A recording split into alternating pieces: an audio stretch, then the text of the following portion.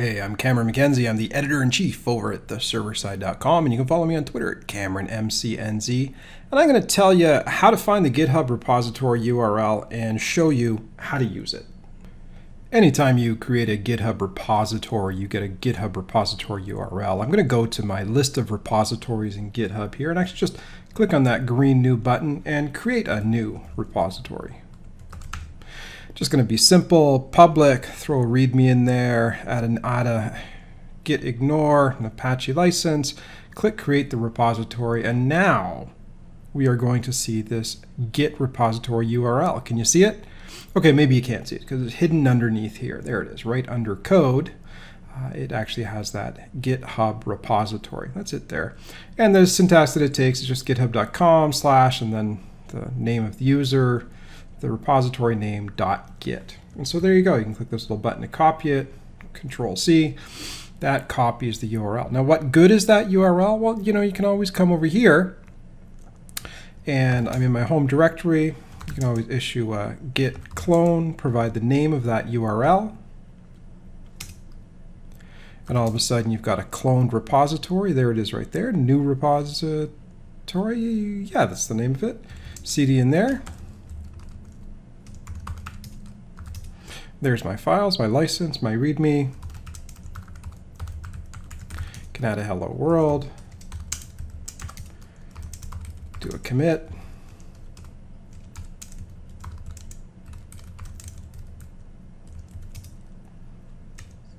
Oh, and then I messed that up. Good commit message, could have double quotes. And then you can always do a git push back to origin.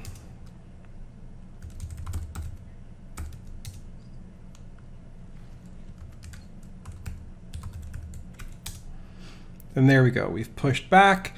And now if I do an ls, you can see I got that hello world file there. If I do a refresh here, there's no hello world yet, but now there is. Now, and just one thing to note with that repository, you've got that URL on the client. If you come over to settings here, anytime you change the name of the repository, so I'll call it new repository name just to change the name.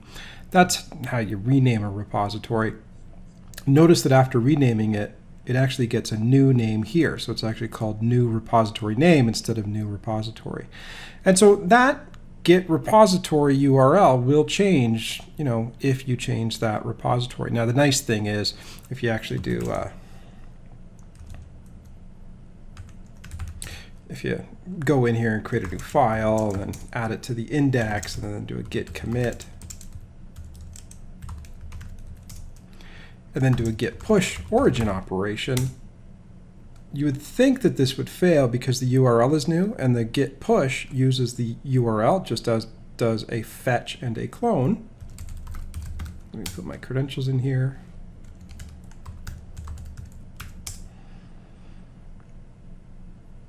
But you can see it's actually successful. And if I go over here and refresh, even though the URL has changed, I've got that new file. And if I come here, take a look at the terminal, you can actually see that it's giving me a little bit of information. It's saying, hey, this repository moved.